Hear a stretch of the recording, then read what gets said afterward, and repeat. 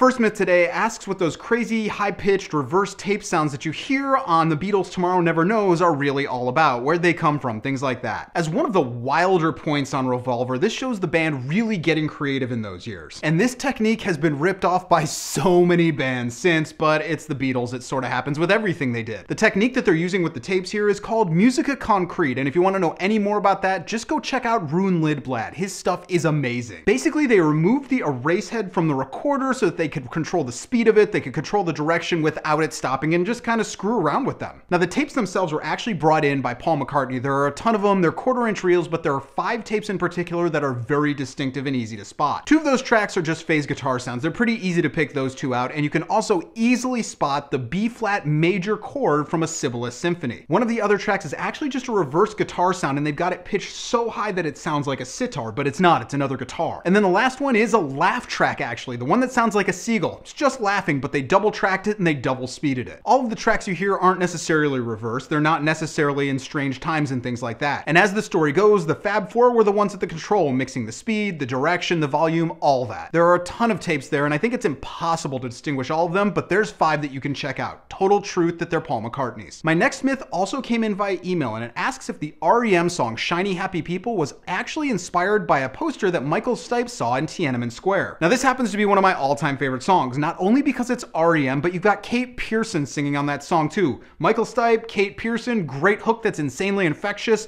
What else do you want? This claim that it came from Chinese propaganda is all over the internet. Type it in and you're gonna see hundreds, if not thousands of sources on this. But there's one catch. Nobody can ever actually source this claim back to anybody in the band or related to the band. Tons of people try and make this story float, but nobody from REM has ever said a thing about it. However, there is some really good evidence the other way that it has nothing to do with the Chinese propaganda, and that comes from the director of the music video. She said that when she was talking to the band, she found out that it was actually about an old guy who used to ride his bike in Athens, Georgia. While Stipe has never said anything about it, when you look at the 2 possibilities, I find it far more likely that this is about a guy on his bike in Athens, Georgia. That's where the band came from, and so many of their songs are drawn from that area. Maybe one day Michael Stipe will address the Chinese propaganda, but as far as I'm concerned, that one's total myth. The last myth today asks if there's any truth whatsoever to the story that while Woody Guthrie was on his deathbed, Bob Dylan visited him. And while he was there, Woody gave him the secret to making better songs, and that's when Bob Dylan's career really took off. I'll just get this out of the way. There's some truth to this, but it's mostly myth. When Woody was in his final days, it is well documented that Bob Dylan was a regular visitor to him in the hospital. This is no surprise because Bob Dylan openly idolized Woody Guthrie. But that story about passing down the secret of songwriting actually occurs a little bit earlier than that, and it doesn't only involve Bob Dylan. As the story goes, both Dylan and Jack Elliott said that they were talking to Woody one night, and he basically said, hey, if you want to know how to write great songs, steal your ideas. Woody went on to say that he had kind of copied a lot of his style and his approach from Leadbelly, and that they should just go ahead, find someone they felt that way about, and take their ideas. Both Dylan and Elliott were clearly inspired by Woody's writing style, his performance style, so much of who that man was. And while there's no real secret that was passed on, I guess the general approach was, so maybe it is true in a strange roundabout way. Almost every folk artist borrows a ton of their approach from Woody Guthrie, and I've always felt that people who run this story out there about Bob Dylan are basically just hating on Bob Dylan and trying to knock him down a peg for whatever reason. I don't get it. There were no secrets, no songs passed, nothing like that. Woody Guthrie basically just gave him some advice. So those are my myths for this week. Be sure to check back here every Friday as I delve into some of the coolest stories in music history. If you've got a music question you want me to check out, email it to me at thedailyguru@gmail.com. You can follow me on Twitter and Facebook right here, and I'll see you guys again next time.